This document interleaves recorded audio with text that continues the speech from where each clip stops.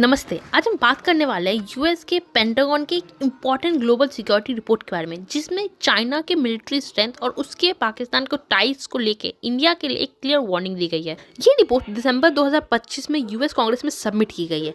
Pentagon के मुताबिक China एक ही टाइम पर दो गेम खेल रहा है। एक तरफ एलएसी पे एकदम शांति मेंटेन करके रखा है और दूसरी तरफ पाकिस्तान के संग मिलिट्री टाइज पाकिस्तान को मिसाइल्स दे रहा है।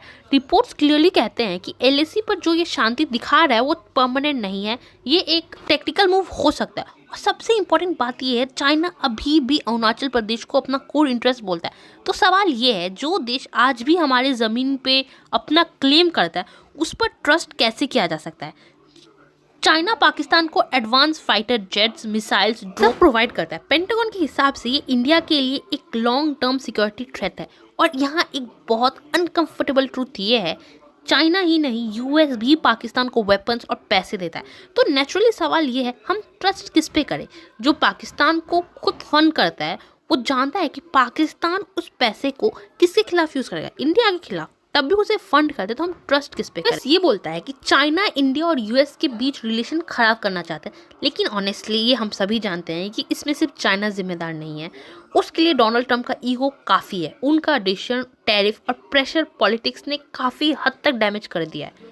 उसका पूरा ब्लेम चाइना पे डालना is not correct. Donald Trump ने अपनी पर्सनल खुन्नस में यूएस और भारत का रिश्ता ऑलरेडी बहुत हद तक खराब कर दिया है। और ये सब दिखाता है एक क्लियर चीज़ कि भारत का कोई परमानेंट फ्रेंड नहीं है, ना चाइना ना यूएस।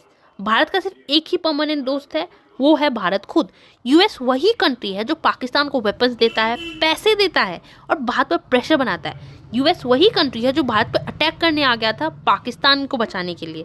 और चाइना वही कंट्री है जो 1962 में हमारे साथ उनका एग्रीमेंट था, उसके बाद उन्होंने हमारे साथ वॉर किया था, गलवान किया था, और आज भी हमारे टेरिटरीज को वो क्लेम करते हैं। तो ट्रस्ट किस पर करें? दोनों पर ही नहीं।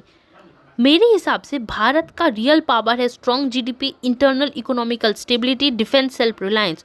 और जब तक हम इन सब जगह पे स्ट्रॉन्ग है तो कोई चाइना, कोई यूएस या कोई पाकिस्तान इंडिया कुछ भी नहीं बिगाड़ सकता। पेंटागन का ये रिपोर्ट सिर्फ चाइना के बारे में नहीं बताता, ये इंडिया को ये याद दिलाता है कि जियोपॉलिटिक्स में ट्रस्ट बिल्कुल नहीं कर सकते किसी पे।